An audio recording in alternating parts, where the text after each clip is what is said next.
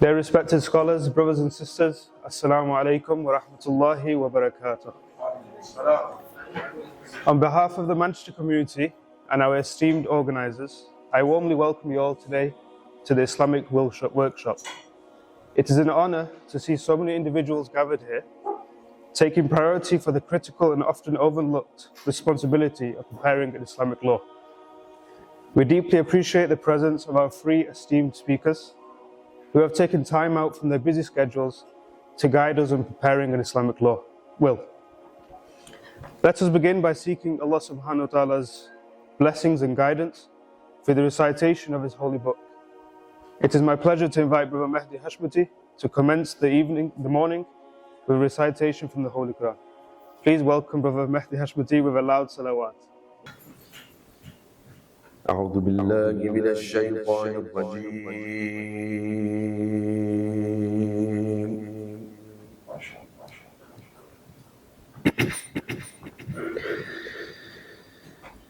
بسم الله الرحمن الرحيم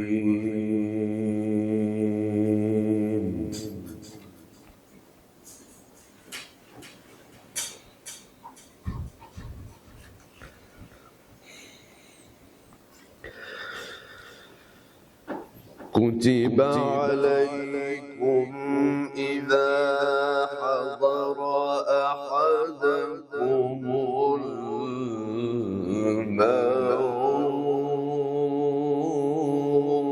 الموت الله ما شاء الله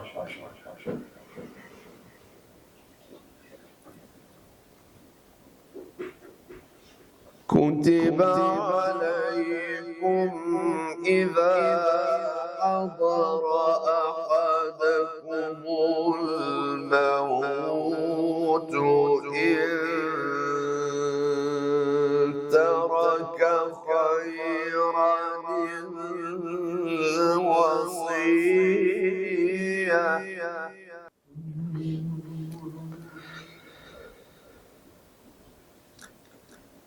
إن ترك خيرا الوصية للوالدين والأقربين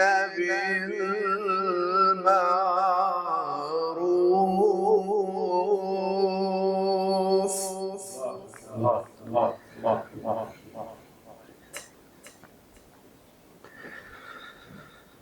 حقا على المتقين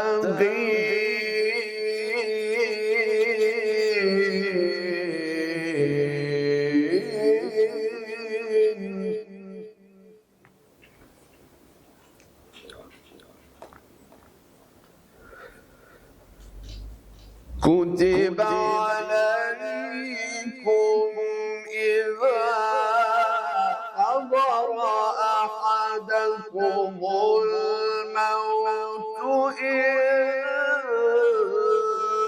ترك خيرا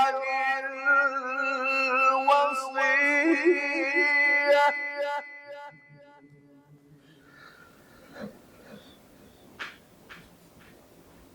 إن ترك خيرا الوصية للوالدين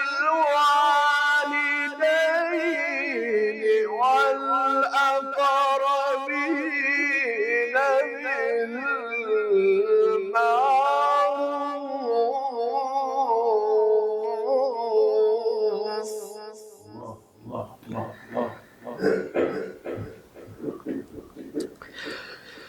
حقا على المتقين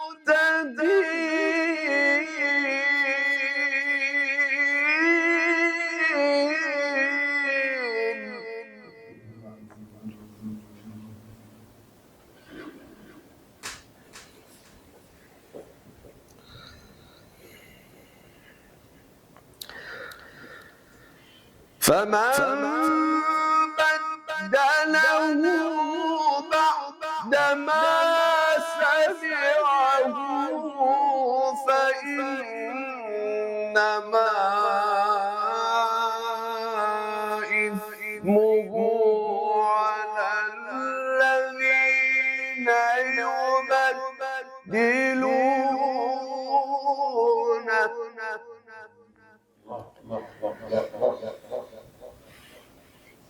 إن الله سميع عليم.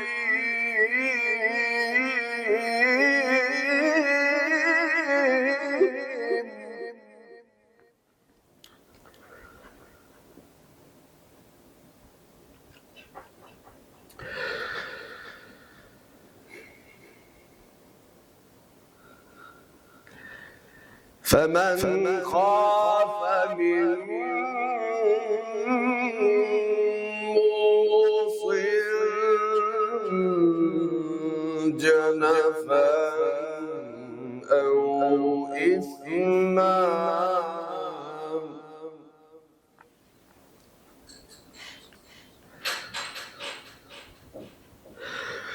فمن خاف من موص جنفا أو إثما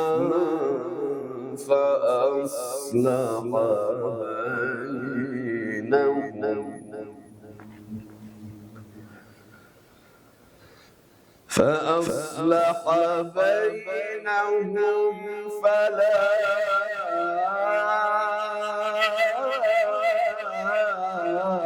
إثم عليه.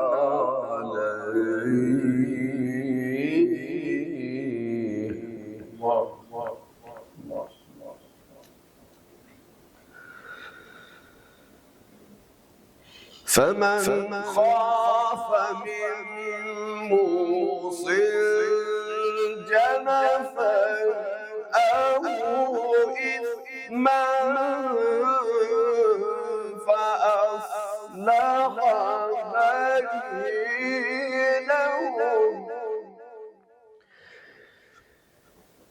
فأصلح بينهم فلا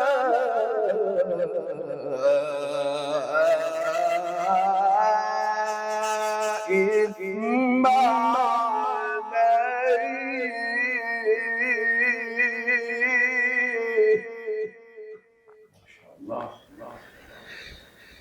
إن الله غفور رحيم.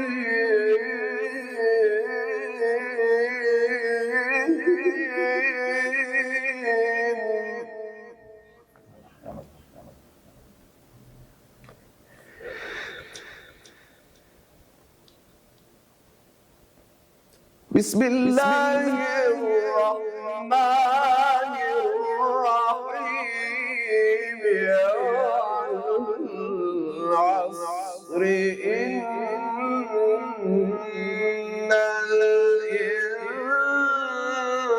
الإنسان لفي خسر إلا الذين آمنوا وعملوا الصالحات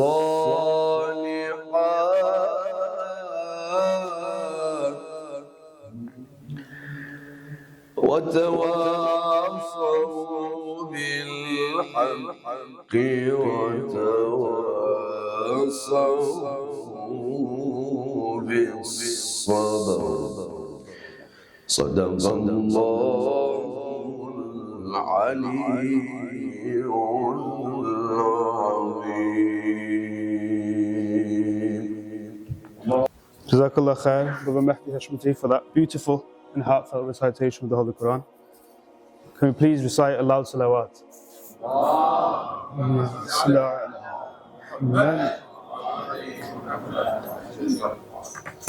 We are privileged to have three distinguished guests and speakers with us today. Firstly, we will start off with the introduction of Sister Zahra Kanani, who has joined us from London. Sister Zahra Kanani is a highly accomplished legal director at Howard Kennedy LLP, a well-regarded firm in the City of London. Sister Zahra Kanani has been a qualified solicitor and chartered tax advisor for 15 years, and her particular expertise is in assisting high net worth clients with their inheritance tax planning. Sister Zahra is an active member of Haydari KSI South London Jamaat. In her spare time, you will find her taking part in Jamaat activities and practicing her culinary and linguistic skills. Secondly, we are privileged to have Sheikh Nuru Mohammed. He is the current resident alim for KSIMC of Birmingham since 2016. Born in Ghana, Sheikh Nuru holds a BA in Islamic philosophy and mysticism from Al-Mustafa International University in Qom, Iran. Sheikh also holds an MA in Islamic Studies at Middlesex University and is also a visiting fellow at Cambridge University. Sheikh is also notably a qualified civil and commercial mediator, and alhamdulillah won the UK's most impactful Imam Award at the British Beacon Mosque Awards in 2021. Lastly, we are also privileged to have Brother Mohammed Ali Hashid joining us today. Brother Mohammed Ali Hashid is a senior protection advisor at Access Financial Services. As a protection advisor, he specializes in helping individuals and families prepare for life's uncertainties by offering expert advice on life cover, mortgage protection, critical illness cover, child illness cover, and a lot more. His aim is to make the understanding and selecting the right protection solution straightforward and stress-free. He is dedicated to delivering tailored advice that reflects each client's unique needs and priorities, protecting what matters most: your family, home, and your future. Is everything at the heart of what he does. Alhamdulillah, this workshop has been carefully crafted to address both the legal and spiritual aspects of preparing an Islamic will, helping us balance our worldly responsibilities with our obligations to Allah subhanahu wa ta'ala. Inshallah, in today's session, we will equip you with the knowledge and tools to take this important step with confidence. Before we begin, I encourage you all to actively participate in today's session. Please do take notes, ask questions, and reflect deeply on the importance of this topic. Let today be a turning point where we take a step towards safeguarding the rights and responsibilities Allah subhanahu wa ta'ala has entrusted to us. Without further ado, let us begin this enlightening workshop. Please join me in welcoming with a loud salawat Sheikh Nuru to the front, please. صلوا على محمد وآل محمد.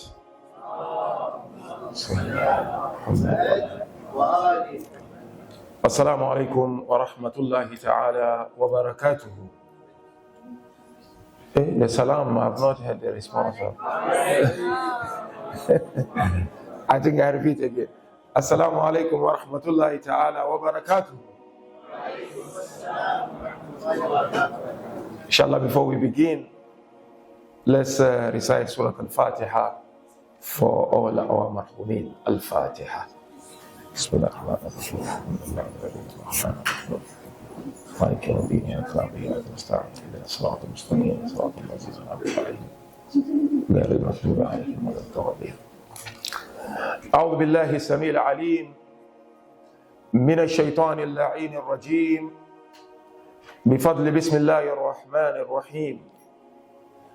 الحمد لله رب العالمين والصلاة والسلام على رسول الله وعلى أهل بيته الذين ذهب الله عنهم الرجس وطهرهم تطهيرا. اللهم صل على محمد. First of all, my dear brothers and sisters, we thank Almighty Allah for gracing us with these wonderful moments to go through this very important workshop on will writing, looking at it from the Islamic perspective and from the legal perspective as well.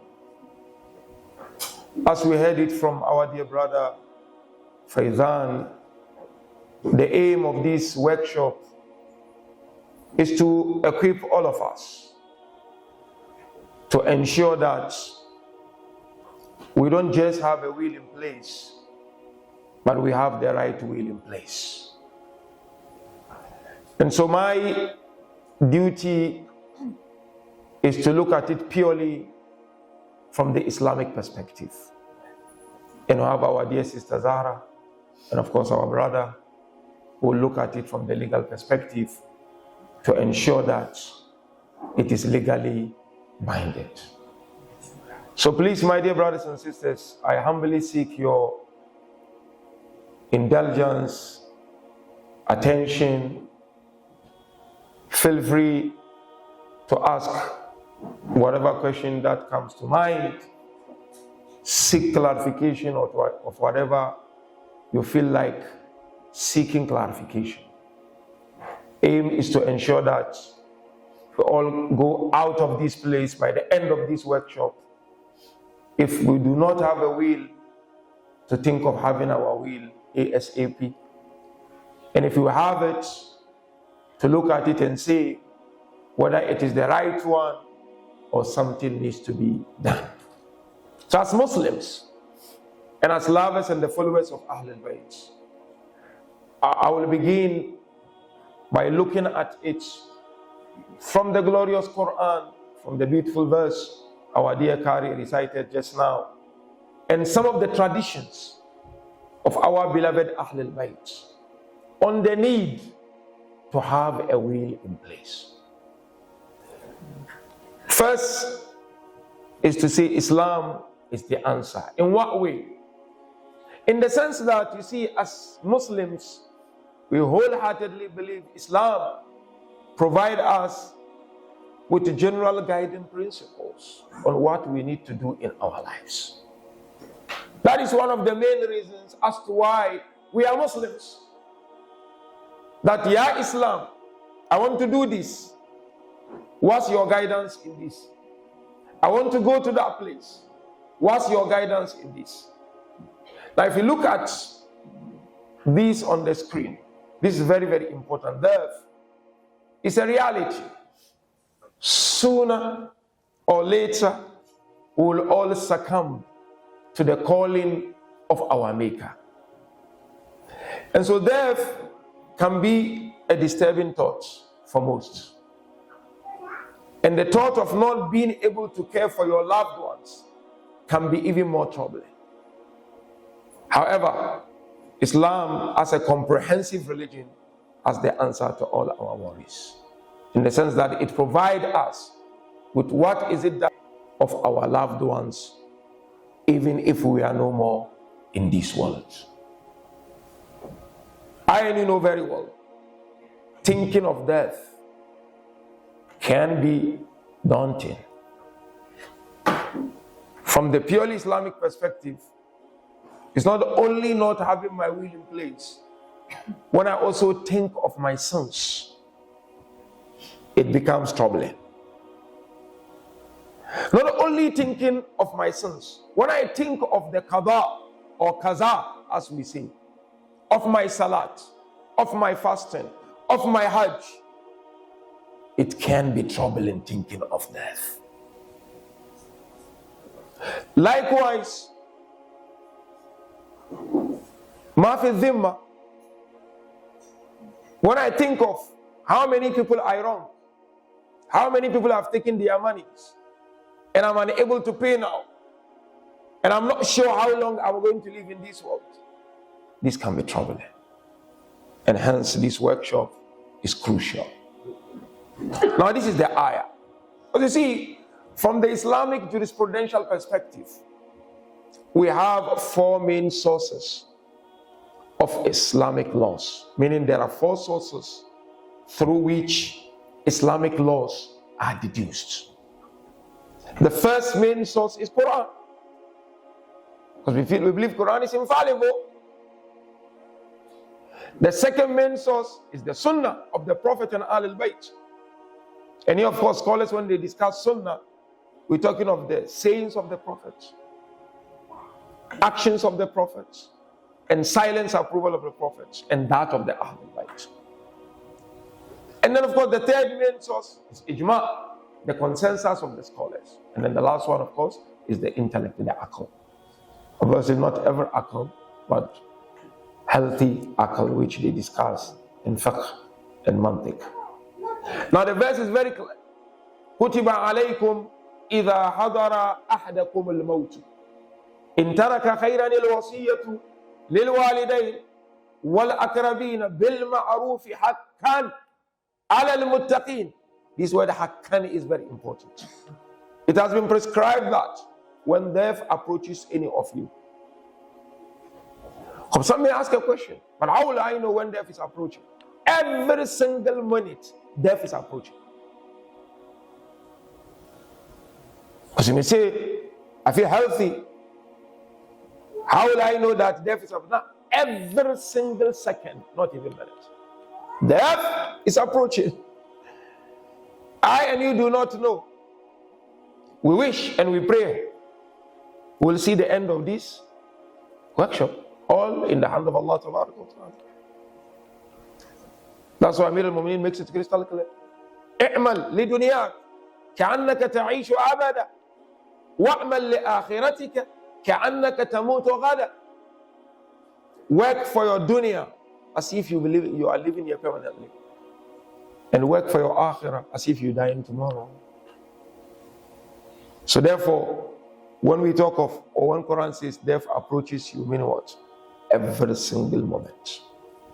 Make a will about all your wealth and possessions in favor of your parents, your relatives, according to what is acceptable. This is an obligation upon the God-conscious ones, which we'll look at it inshallah shortly. Is it wajib to leave a will in place? Or it's not wajib? When does it become wajib? Do I have to have a will in place only when I have money? Humongous amount? Not really. Not really. Even if I have to leave only this bottle behind, Islam says I need to have a will. Let alone we have more than this bottle. Because the mindset some Muslims have is that I must only have a will in place when I have chance. But you have nothing. Why are you stressing and emphasizing on the need to have a will? The main philosophy of having a will in place is to ensure that you exit safely, and after you, there is no issue in your family when it comes to your belongings. Now, look at this tradition. These are very powerful traditions from the Ahl al-Bayt, salamallahu alayhi. And there are so many, but I think these are more than enough. Look at these traditions, brothers, and remind ourselves of the need to have my will in place as a Muslim, as a Shia, lover of Ahl al-Bayt. Look at the first tradition. ترك الوصية عار في الدنيا ونار وشنار في الآخرة. The one who abandons the will would face disgrace in this world. Family are going to fight. There will be issues. I've got so many examples and experience of family fighting, wanting to eat each other because there's no proper will in place. I've seen a situation where people try to change the documents because it was not done properly. That's why we are here. I'm here, Sister Zahra is here to get it the right way. Don't undermine this. Otherwise, it will haunt you in your qabr. And he said, as well as fire and torment in the hereafter. Why fire and torment in the hereafter? Because if you know very well, by not leaving a will in place, my sons or my daughters or my children or my husband and his children or my siblings, they will cause mayhem. You're going to be responsible. You are going to be responsible. Because it is your duty to ensure that you have it in place. Look at the second tradition. This is a long tradition, but I just took a bit of it. وَالذُّنُوبُ الَّتِي تُورِثُ النَّدَمِ. One of them is what? تَرْكُ الْوَصِيَّةِ أَدَرَهُ الْمَوْتِ. Amongst the sins that begets the remorse, leaving the will until death approaches, until you die. Write your will. No, I have nothing. I will do it next year. I will do it next month. Once I'm able to buy my house, I will do it. Not once I'm married, I will do it. Life is not in your hand. It's a borrowed life given to us by Allah. Make sure it is there before you regret. Look at the last tradition and then we'll move forward quickly. Ma yambagi limri in Muslim. You all know this. This is a known tradition to all of us. An yabita laylatan illa wa wasiyatahu tahta ra'si. Very beautiful tradition from the Holy Prophet. A Muslim should not spend even a single night without his will underneath his pillow. It's a metaphor just to make sure every moment you can pinpoint where your will is, so that you die peacefully. Question. This Zahra will discuss it further, inshallah, from the UK perspective. Is it really necessary to have a will? So I say, by not writing a will, you are leaving the door open for non-Islamic authority to distribute your estate according to their own way. If you die and there is nothing as will, obviously the state will lay their hands and distribute it as per the dictate of the law. And that will be your responsibility.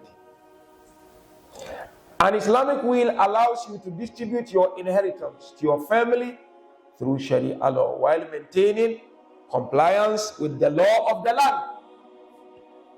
Doing this can help avoid family disputes occurring after your death. As I said, I've seen so many times. People not talking to one another. Stop going to the same mosque, because this one is blaming the other. My father left. You did not share it with us. My father said, look after us. You failed to look after us. Get away from this stress by having a will in place. So not having a will is costly as well as problematic from the Islamic point of view. We live here in the UK, so it's even more crucial. Now, what is an Islamic will? I'm sure you all have ideas as to what Islamic will constitutes. Quran, we heard from the ayah, refers to it as wasiyah, al-wasiyah. And as I said earlier on, wasiyah from the Islamic perspective is not only about wealth, money. It's not only about assets. Wasiyah can be anything valuable. That's why if you look at the traditions of Ahlul Bayt, so many wasiyah from Ahlul Bayt. Sometimes wasiyah to their companions. Hisham ibn al-Hakam, for example. How many wasiyah? Imam Jafar sallallahu alayhi wa sallam. Sometimes your wasiyah may be, I am living and I want you as my children to follow the teachings of Ahlul Bayt. That's wasiyah. You have so many wishes which you want to see happening in the life of your family and your children. And you know you may not live to see it happening. You can leave it in your wasiyah. Take care of our mosque. Provide to the mosque. Be a volunteer. These are your wishes. You can put them in your wasiyah. And if you look at the lives of Ahlul Bayt, right from the Prophet, they all had their wasiyah. Look at Sayyidah Fatima. We've just commemorated the departure from this world. Read a wasiyah to Imam Amir al-Mu'mineen alayhi salam. Bury me at night. Wash me at night. Kafan me at night. Look after the orphans. It's all part of the wasiyah of Sayyidah Fatima. Salamullah alayhi. So from the Islamic perspective, if you don't have even an asset, you can still leave something behind. So your children can read and they can try to follow, inshallah. So it's legally binding document that gives instruction laid down by the individual in accordance with the Sharia law about the wishes and assets the individual will leave behind and how they should be distributed. Because you're not going to be here anymore. What are your wishes when it comes to your wealth? Now this is Islamic ruling. Firstly, we do taqleed, but our maraj, they don't define this actually. They don't define this. This is standard. The primary ruling is that Islamic will is mustahab mu'akkad. Some will say sunnatan or sunnatul mu'akkada. Emphasize commendable deed. Highly emphasize. However, in certain circumstances, it becomes wajib, as below. You look at it. It's Islamic Sunnah is mustahab. But you will hear, inshallah, from Sister Zahra. In certain circumstances, this thing becomes wajib. Yani you die without leaving it will constitute a big damage. One, if an obligatory deed, kindly look at this. You know it, but refresh your minds. If an obligatory deed, such as lapsed prayers and fasts, you may tell me you don't owe fast, but there are many. I came across people who owe 30 years fasts and salat. Wallahi, our Shias. I came across people who owe 15 years fast. No, say you owe only 1 year fast, which is a month fast. Still you owe. And you're not sure how long you're going to live in this world. And we know from the teachings of Islam, if I do not make arrangements for what I owe to be taken care of, will affect my chances of Allah's benediction or blessings on the day of Qiyamah. So, in this case, it becomes very important. Or payment of debt, another. You owe someone money. Whoever you owe the money, whether Muslim or not Muslim, it is wajib on you to pay, whether alive or dead. As simple as that. Another simply means what? You're looking for something badly, and you try whatever you are able to achieve it, and still things are not coming right. And you say, Ya Allah, if you fulfill this thing and I achieve what I'm looking for, I will fast, for example, for 3 days to thank you. That's nothing. No, Ya Allah, if I achieve whatever I'm looking for, I will go for Umrah to thank you. Or I will pray 5 days Salat to thank you. For example, the moment you achieve it, it becomes wajib for you to do. That's nothing. No, I want to get married this year. Ya Allah, if I'm able to get married this year, I will fast to thank you. So that's nothing. You know, you bargain with Allah, you trade with Allah.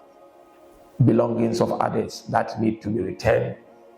Maybe people trust you in the community and they give you their things, keep for me.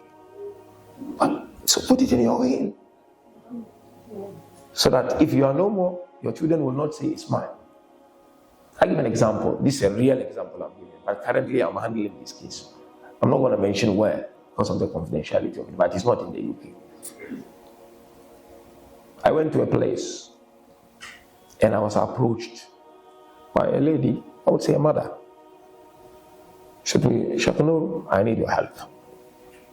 I said, okay, what is it that I can help you with, Mama? She said, I have a friend. We've been working together for many years, but I'm a sleepy partner. I invested and she was working with my money. I asked her how much. Said about $1 million. I said, so what do you want from me? She said, she died. And we don't have any paper to show that I gave her the money. I said, then there's nothing I can do. Did she leave a will? No. She has children? Yes. Have you spoken to the children? Yes, I spoke to them. They said, no, we don't see anything from Mom. But we know you used to work together. I said, no, I cannot do anything. You have to go to court and try. There's nothing I can do here. It's totally beyond my control. There was no will. And I spoke to the son and the daughter of the marhuma. He said, yeah, they used to work together. But there's no any paper to say how much she gave, nothing. I said, but you have a bank account. He said, yes, I can show bank account. But it's not showing that I've given him. And I said, okay, deal it with court. Now they are busy with the court in that country. Allah knows what's going to happen. I don't know. Which is an example I'm giving you. I know of a situation. Someone extremely rich left this world. And there was no will. And he had only one child. And that child is adopted. And he had 20 siblings. 20. One wife. After that, he had no will, nothing. Siblings came, they said, look, you are adopted, you don't inherit anything. Wife, this is yours. They took the rest. No will. So will is important. Remain on one shoulder and he or she can't perform them before you die. You can pay all this before you die. So you need to leave a will in place. It's very important. The second one is, if a person fears that upon his death, his estate will not be divided as per Islamic law, and the law of the land will act as an executor and divide his estate as they please, he or she will be duty bound to write it. That's why we are here today. That's why we are here. Oh, sorry. That's why we are here. So unlike the other wills, an Islamic will predetermines who is eligible to inherit asset, as stated in the early verses, which we'll look at it later, inshallah. You know the 1/3 scenario of Islamic will.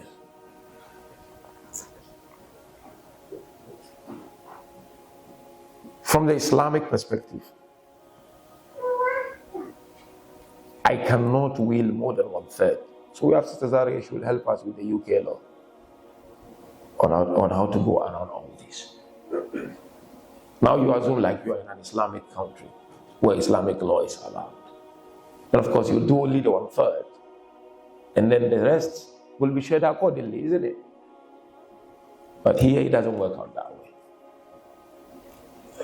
So look at these scenarios. After a person dies, what is his or her relationship between him and his assets? The moment you go, Mama, or my dear brother and sister, you have relationship between yourself and your estate or whatever you leave behind. One is either you have full control over it through a will, or you have partial control over it through a will, or you have absolutely no control over it. So at least with will, you can have full control where you're going to say this. Oh no, part of it you say, okay, according to will, my will, this, and then the rest.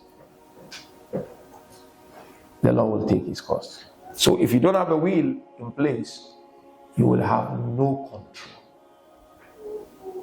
over what happens after your departure. We shouldn't be unjust to ourselves and to our loved ones. What is Islam's position? I'm finishing, inshallah. So Islam has taken the middle position. Remember the 3 scenarios I gave you. It's either you have full control, partial control, or you have no control. So purely Islamic perspective, Islam has taken the middle one, partial control. It says that when a person dies, he still retains the right to decide about up to 1/3 of his or her entire estate. So that's purely Islamic way.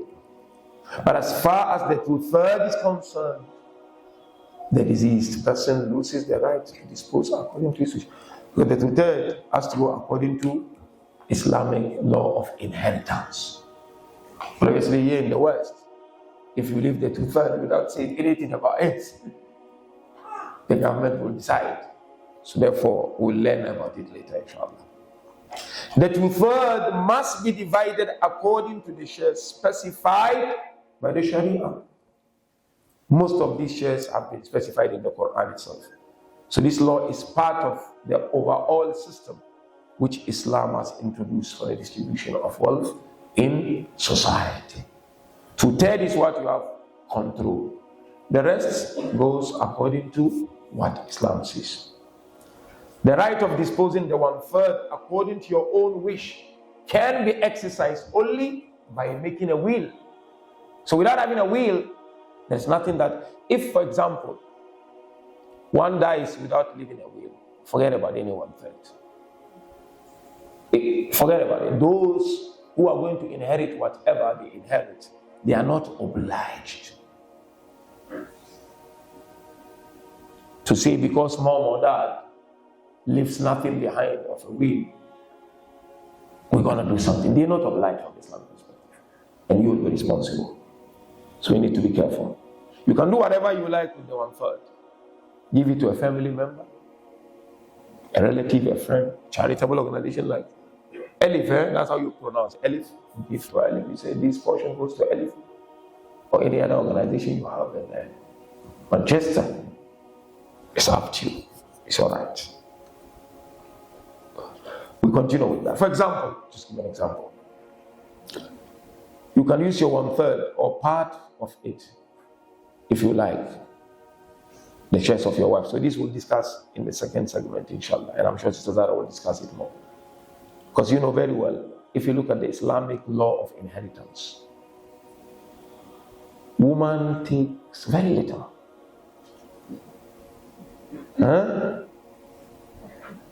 She takes very little, isn't it? Around that 1/8 or a quarter, depending when the child is there or not, isn't it? And she spent the whole life looking after the family. I know some give this lame excuse that no, she's not working, I'm working. But you sit in the house, let her go out. Sitting in the house is not a joke. Looking after the children is draining. So it's not that much really what woman takes. So therefore, you can say, you know what, this entire 1/3 should go to my wife. In addition to the one she's entitled to as a share of inheritance. So give it to her. So that's the example I'm trying to give you. Or to your daughter, equal to those of your other children. Your daughter. If she's married, maybe she doesn't have enough income. You can say, you know what, I'm going to give her more. That's your choice. For example, it says, this ayah, it is prescribed upon you when death approaches you, that's the ayah, one of you. If he leaves behind wealth, then he should make a will, wasiyah, for his parents, relatives, in a fair manner, in 1/3. That's fair manner, meaning 1/3. This is duty upon. So writing more than 1/3 to a person or a cause means depriving the potential heirs of their rightful share in the estate, and therefore it is considered unjust and wrong in Islam. It's not acceptable from the Islamic perspective. So therefore I emphasize on this. If your wife is getting less, Bismillah, you give her more of that share, isn't it? And of course there's also, but this is separate discussion, we'll have it later. Some scholars suggest you can just give the person in your life. That's how some is a bit of problematic there. Some say to give everything to the person. But what does it mean to say in Islam, I give everything to the person? I transfer ownership to the person. If I don't transfer ownership of something and the usage of something to someone, I cannot say I've given it to the person. Because there are some who do that. But as I said, it's part of the second segment of discussion, inshallah. If a person fears that the testator, which we'll look at it later on, is wrongfully inclined to one party or is sinning by depriving the rightful heir in with this eye of the Quran, and so that person intervenes between the testator and the potential heirs and makes peace between them, then there is no sin on him. Allah is forgiving, merciful. What has been described in this verse as wrongfully inclining to one party and sinning by depriving the rightful heir is related to the 2/3 of the estates, not the 1/3. Because 1/3, you've already make your plan is there. But to tell in terms of the distribution, but inshallah, if you have a good will in place in the UK or America or anywhere in the West, I don't think there is anything for us to be fearful of. You become fearful of things if you don't have the right one. So this is where I stop, inshallah.